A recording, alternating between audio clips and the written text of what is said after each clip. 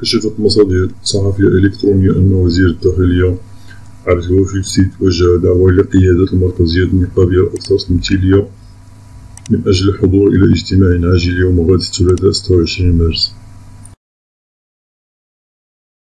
وراجت شائعات تنقلتها منابر إعلامية عدة بخصوص لقاء جمع وزير الداخلية مع المركزية النقابية بداية الأسبوع الجاري، لكن عبد القادر الزاير الكاتب الوطني الكونفدرالي الديمقراطية للشغل أكد أن ذلك غير صحيح.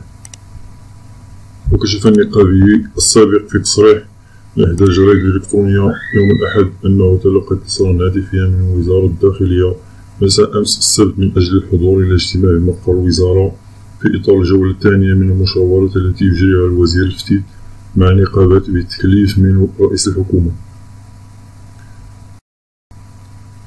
نفس المصدر أوضح أن وزير الداخلية سيكشف عن موقف الحكومة من المطالب التي تقدمت بها النقابات في الاجتماع الأول في ظل الرفض الذي أبدته جل المركزيات للعقد الحكومي السابق الذي وصفته بالهزيل.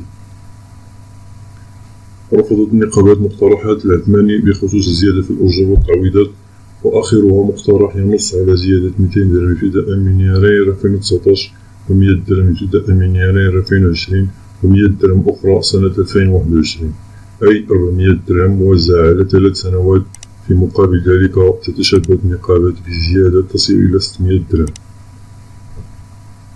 ويتزامن اللقاء الجديد مع الأجواء المشحونة في قطاع التعليم بسبب الاحتجاجات الأساتذة المتعاقدين والمتواصلة ضد حكومة العثماني، الأمر الذي يهدد بسنة دراسية بيضاء خاصة بالنسبة للتلاميذ الذين يدرسونهم أطر أكاديمية.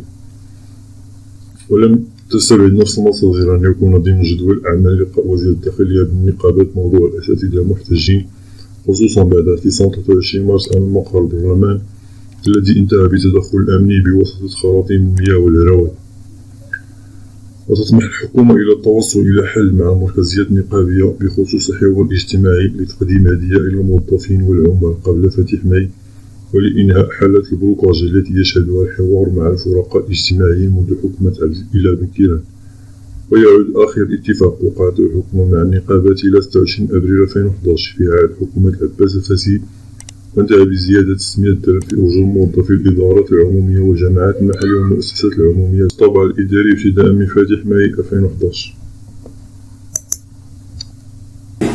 قبل ما تخرجوا ما تنساوش تابوناو معنا في لاشين يوتيوب وما تنساوش ديروا جيم.